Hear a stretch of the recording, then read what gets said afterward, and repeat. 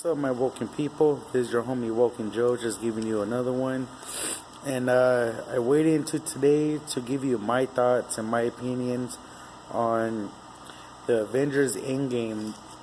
And it was dope. I'm not gonna lie, it was tight. I know you guys probably looked up different reactions, spoilers, and all this stuff of other people's thoughts.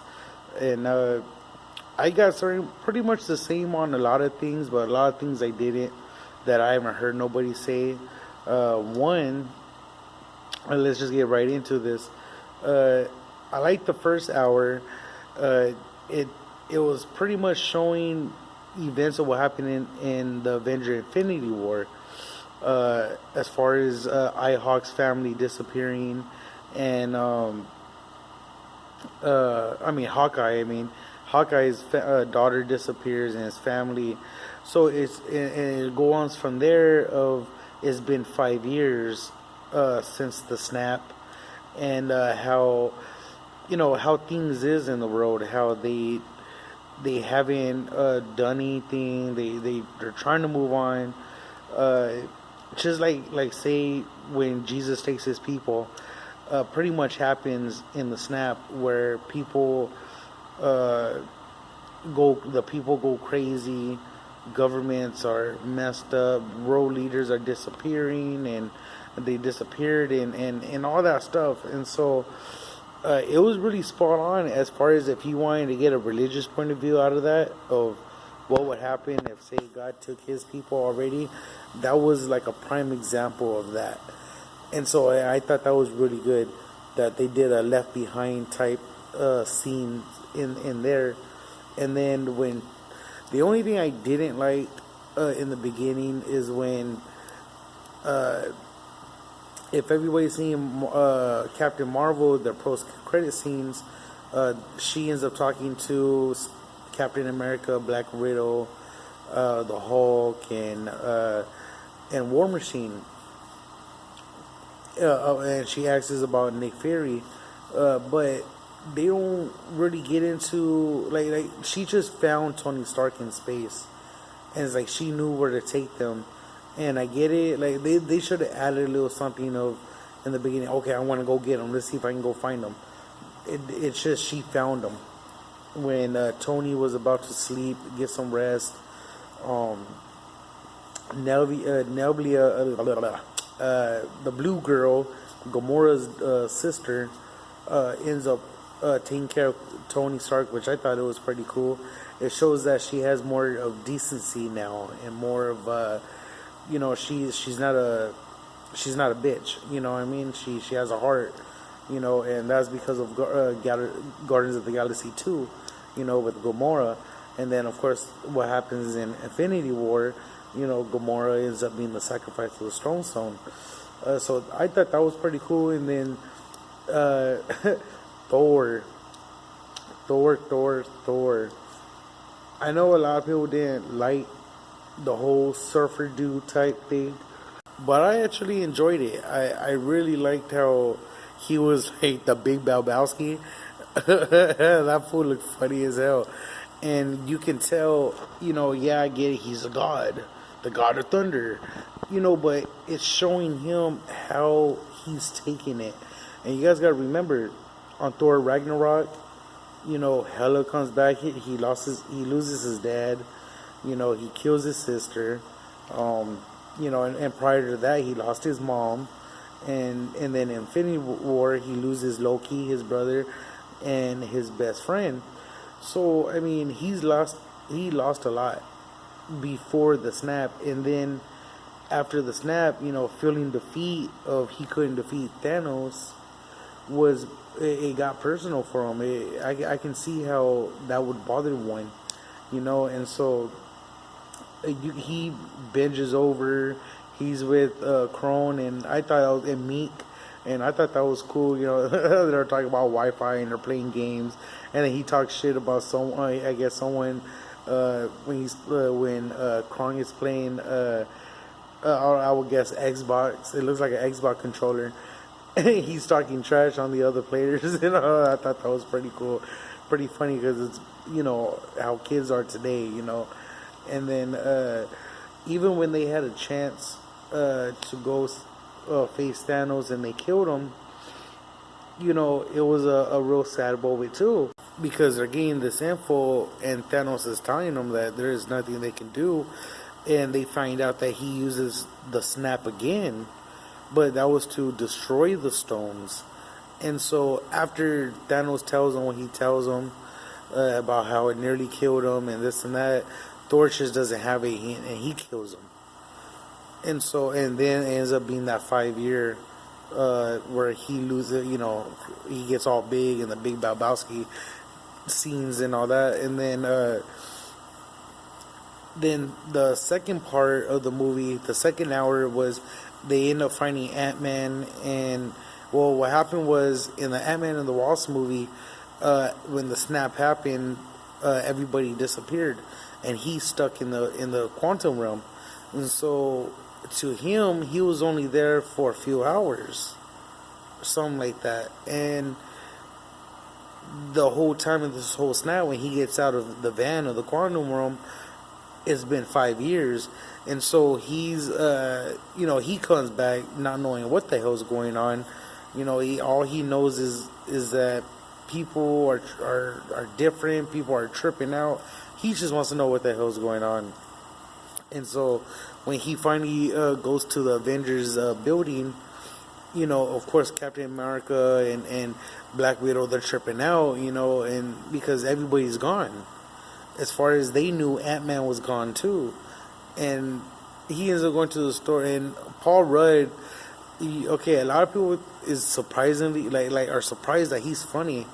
Dude, he plays on a lot of good movies. He's played on Knocked Up. He's played what's that other movie? Role Models. Like, this dude's a comedian. And when I first found out he was going to be in the Avengers and then Ant-Man, I thought it was cool as hell. You know what I mean? I've been following this fool ever since he's done Halloween 6. You know what I mean? And that was a long time ago. So I definitely know who Paul Rudd is. I'm a big fan of his. He's funny as hell. He has that asshole comedy. He's just a dick. But he's funny.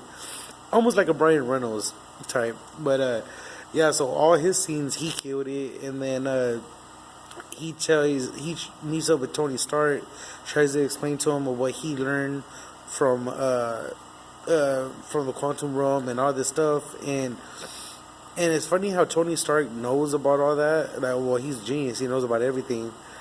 But he doesn't think it can be done until they finally can. He fixes it, and then they go back to before they go back to New York, they check out, okay, where was all the time stones at a certain times? And so they describe all that. They do this, and that. And so they have about maybe, I don't know, 8 of them, I think, left. So they pair up in groups. And they go to the past to go get each time stone. You had the Hulk, you had Iron Man and Captain America getting the Tesseract, and then you have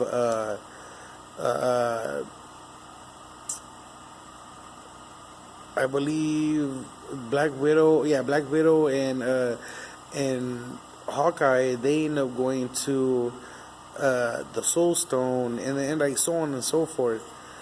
And I thought it was weird that they made Natasha Black Widow go to the Soul Stone, especially because Nebula knew about what happened to her daughter, her sister. So it would be why would they do that?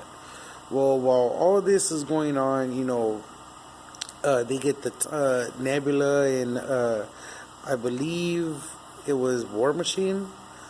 They end up getting the Power Stone from Guardians of the Galaxy. So they're all in different missions trying to get each stone.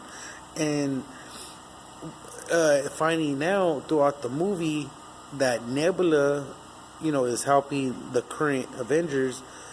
Well, when they go back in time, they find out that because they go back in time and Thanos and Gamora is alive. Because they're back in time. Well, Nebula from the current future, she's half robot, right? So she's recording all this stuff that's going on, and ends up going to her past. They go to her past, and all the stuff that's going on in the future is showing in her past, and she doesn't have no memory of it. And so Thanos finds out and all that. So he's tripping out, like, oh, well, they're all tripping out. Him, Gamora, and Nebula, they're all tripping out, like, wow, you did get the all stones, all Infinity Stones, and you did do it. And so, but they even shows Thanos looking at his older self being beheaded by Thor. So he makes it a prior mission to get it, and he's more vicious from that time than he was in Infinity War. And so they go back and forth, and then there was a lot of sad parts too, but there was a lot more grown ass men crying in the theater. But the Black Widow scene, her sacrificing herself for the stone, the Soul Stone, was sad. I kind of wish they would have did a different type of music, and even with Red Skull, I wish they would have had them say different lines. It seems like they just repeated the same shit that they did to Thanos and Gamora from Infinity War. So it was whatever. Too, it was still tight. And there's a part when they get the Tesseract, and I don't know how, I don't recall, but they messed up where Loki disappears with the Tesseract. And when they go back in time, they only have they have this thing. It's where they put in their time travel locks, and they're only allowed to use it twice, one to get there and to get back. And well, Tony ends up going to the 50s to go get the Tesseract, and he runs into his dad and Jarvis, and which I thought that was pretty cool as well. And then so he ends up getting the Tesseract after all, but now because they messed up in New York, they go back to New York to get the Tesseract. They had a chance, but Loki disappeared. Now maybe Loki's alive now because he died in Infinity War, but now that he escaped that time, it's like the Avengers never took Loki, like at the end of the first Avenger movie, where he gets, he becomes a prisoner of Asgard. So I thought that was pretty interesting. And then, so after they get the Infinity Stones, they try to mess with them and all that, and the Hulk tries to, put on the glove, and it doesn't kill him, but it weakens him. I really wish that Thanos and the Hulk had a part 2. They did not have a part 2 scene of a fight, and I was so waiting for that, but that pissed me off. It really did piss me off that they didn't even at least have a Hulk versus Thanos too. And then the third hour, the great hour, is when they meet up with Thanos. Well, Thanos ends up coming to Earth because of Nebula. What happens with Nebula is they captured the future Nebula, and they end up kicking her ass or whatever. And the past Nebula from the past acts like she's from herself in the future, and so she brings Thanos to Earth, and so that's when things start getting interesting. The whole battle was sick, dude. There's a lot of things, but there's a lot of things that I wish they would have showed, like maybe I don't know, Drax getting down, or like there's a one scene where Spider-Man he has this thing in his suit where he has death mode or something like that, and the claws come out from his suit, and that shit was badass, dude. Like that fool starts whooping ass. And then Captain America and Thor, that scene was dope as hell. There was a lot of sick, man, bad parts. And then the women, man, Captain America, Scarlett Johansson, her Black Widow, and what's her name, Scarlet Witch, and the black lady from Black Panther, and they're getting down on all these aliens, and it was a sick ass moment too. Like honestly, I know there was so much they could have done, but you can tell there was so much they couldn't do that they could have done. Um, I noticed that there was a few scenes where, like, wait a minute, that scene just came out of nowhere. Like they missed that. And I don't think they're gonna have any deleted scenes. I mean, come on, it is 3 hours, so I don't know if the DVD is gonna have deleted scenes. But if it does, I hope so, because there's a couple parts in the movie like, wait, that just came out of nowhere. Those flaws. There was a lot of cons, but there's a lot of pros to back up those cons. Just like there's a lot of pros that come with the cons. You know what I mean? So that was pretty cool. But out of the whole movie, I felt like this was more, even though it was an Avenger movie, them redeeming themselves. I feel it was more like a Tony Stark Iron Man movie. Like, he talks about what he wanted to do in Avengers Age of Ultron. Like he brings up a lot of stuff, and everybody's dramatized. But I think besides Thor, the most. Tony Stark is, man, he is just suffering on this loss. He starts a family and all that, and he even goes off on Captain America. But it's funny because the way he goes off on Captain America was because when he comes out of the ship after Captain Marvel saves him, he tells Captain America, they both tell each other pretty much that we fought him and we lost, and they're like, yeah, us too, me too. But the way Iron Man talks to Captain America was like, dude, you weren't in the battle, but he was in the battle, just on Earth. You know what I mean? So I thought that was interesting. Like you can tell before their relationship got better, it was just like, dude, shut the fuck up. You don't like he was annoyed. Like Tony Stark was annoyed, and you can just tell that. Like he was trying so hard to redeem himself, just like everybody else was. But I don't know. It just, even the ending when he died, dude. Honestly, this is Tony Stark. There's an ending of the movie where he's talking to everybody, and this is before they go back in time into the quantum realm and all that. And he's a hologram.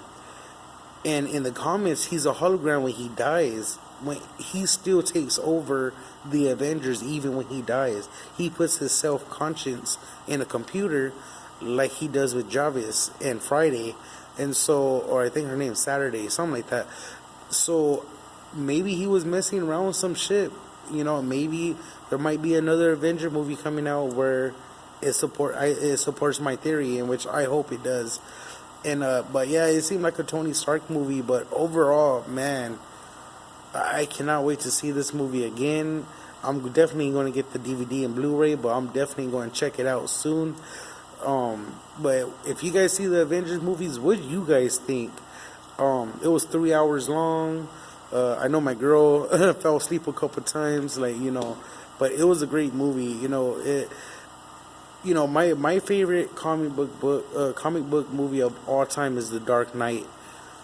This is number 2. Actually, Dark Knight and Avengers Endgame is up there. And I love Infinity War too. I love the first Avenger movie, but I still felt like Batman was better. The Dark Knight was better. But this one, oh yeah, this Endgame is tied right there. And I love the fact that how they did Tony Stark's ending was like the movie Logan, like how they did with Wolverine. Oh man, it was just, it hit it, it nailed it, and it was, that movie was so good. And I know there's a lot more details that I haven't got into, but it was just, there's so much to talk about. Like, man, the movie was just great. But what do you guys think? What do you guys thought about Endgame, besides the fact that it was 3 hours long and you had to take a piss and go get a refills here and there? Leave a like, comment, share, and of course, stay woke. And man, get ready. I can't wait for Phase 4. What they're going to do. I mean, you can't top that. You can't top that. But hey, who knows? That's why they're running things. That's why they're destroying DC. Deuces, stay woke, have a good one.